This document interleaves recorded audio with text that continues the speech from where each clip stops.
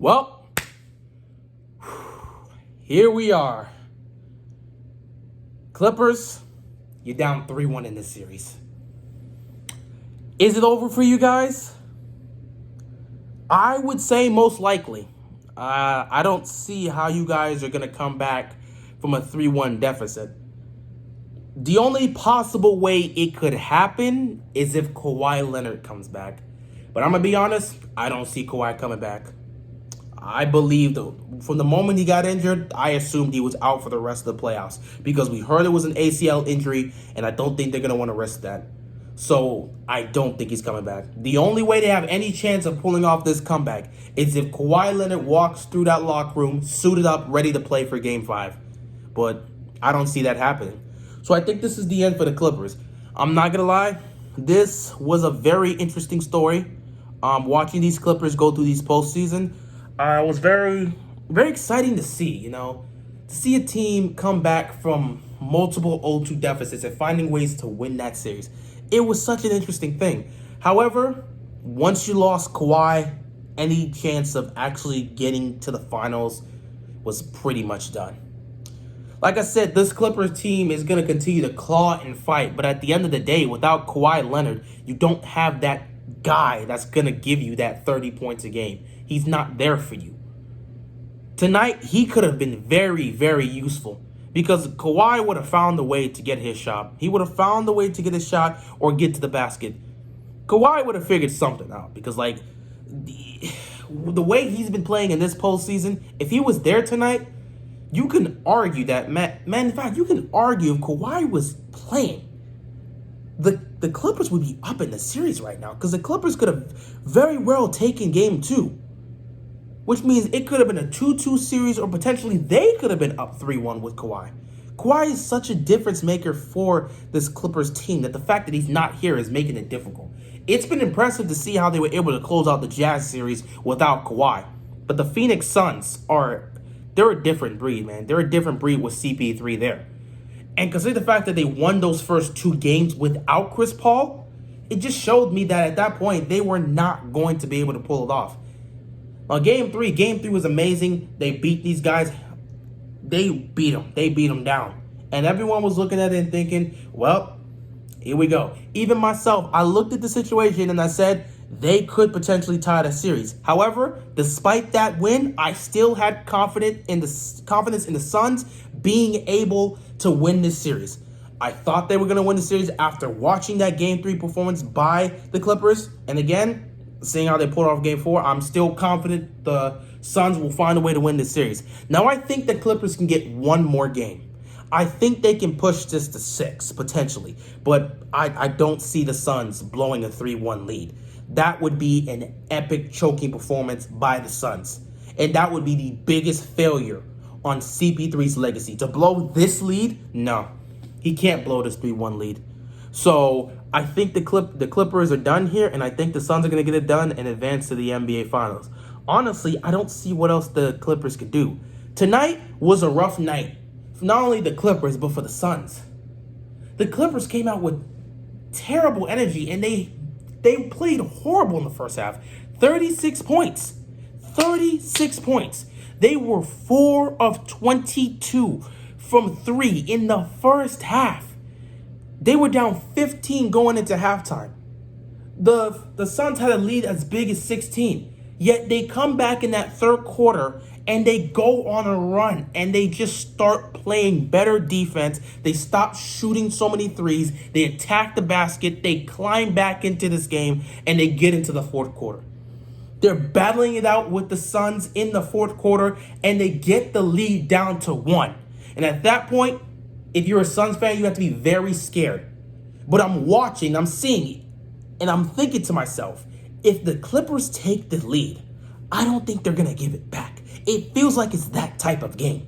However, the Clippers never took the lead.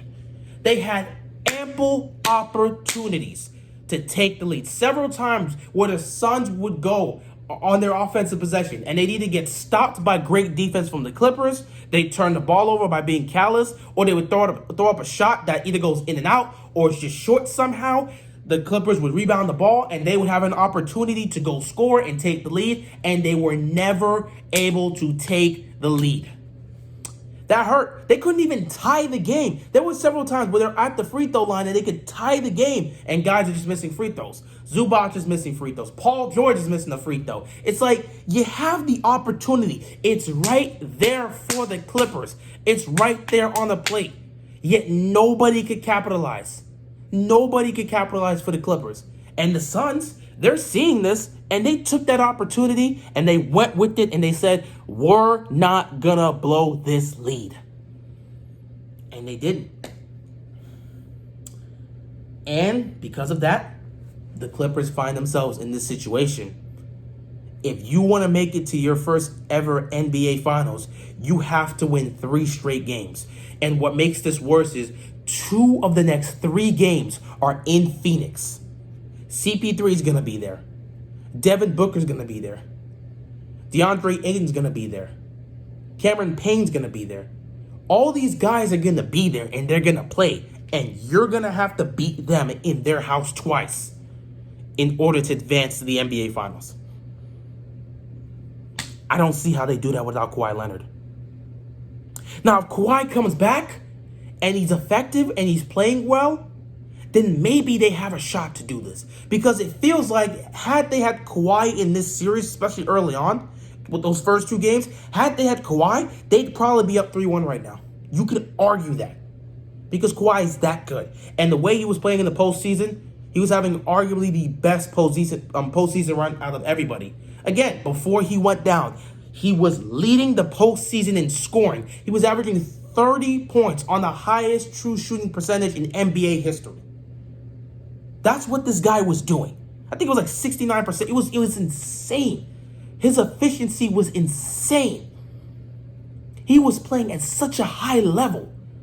And with him being out, the Clippers are suffering. I commend them for being able to close the Utah Jazz series. But the Phoenix Suns, they're not going to blow that type of lead. They're not. And consider the fact that they were able to take a 2-0 lead without CP3. That should tell you everything you needed to know about the chances this Clippers team had without Kawhi Leonard. It is what it is. I feel bad for the Clippers because had Kawhi been here, you can make the argument they'd be up in the series. But at the end of the day, Kawhi's injured. He's probably not coming back. He's not coming back to save you guys for Game 5, most likely. And honestly, you might be able to take that one. I'll give you a shot to win Game 5. But I just don't see how you're going to win 3 straight games to get to the NBA Finals. Hey, your back's on the wall. Your back's at the wall, man. Who knows? Because again, this Clippers team has to be at the absolute lowest in a do-or-die situation for them to play at their absolute best. So who knows? Their backs are against the wall, man. Their backs are against the wall. It's win or go home from this point forward. They cannot make any mistakes. 1 loss, season's over. And without Kawhi Leonard there, it all lands in the hands of Paul George. Paul George has to carry this team. He had an awful performance tonight, but I'm not going to hold it against him because nobody played well. Everybody shot terrible from the field. Nobody on the Suns or the Clippers played well tonight. It was that type of game. It was a defensive game. Nobody could buy a shot.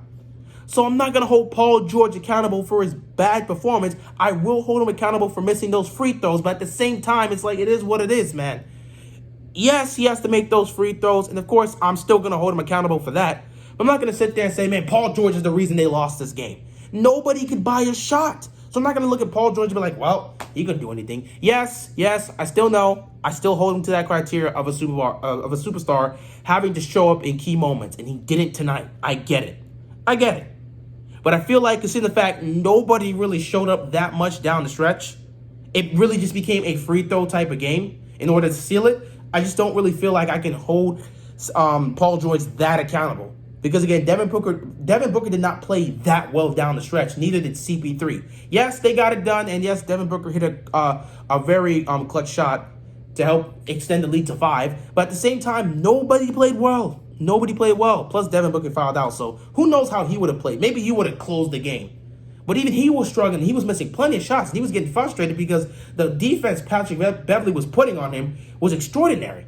And CP3 himself was trying to close the game, but he was missing shots. Nobody could buy a shot. So it's hard for me to just hold it all on Paul George and say he's the reason when nobody could buy the shot, and it really just came down to hitting free throws. That's why in terms of his overall performance, I'm not going to hold it against him. In terms of the free throws, I will somewhat hold it against him because he has to hit those. Again, it came down to free throws, and Paul George just wasn't able to do it. They should have won game 2, but they didn't. So now they find themselves in a 3-1 deficit. Once again, I ask, can the Clippers come back from a 3-1 deficit? Is it really over for the Clippers? Well, I don't believe they can come back from this 3-1 deficit, not without Kawhi Leonard.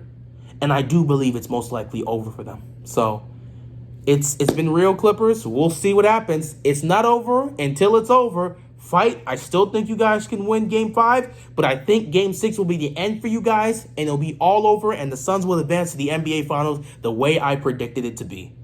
With that being said, we'll see what happens with you guys, Clippers. This is it. Do or die. What are you going to do in game 5? What are you going to do on the road? Can you actually pull this off without Kawhi Leonard? Who knows? We'll see. We'll find out. With that being said, that is all I got, and I'm out of here, man. Peace.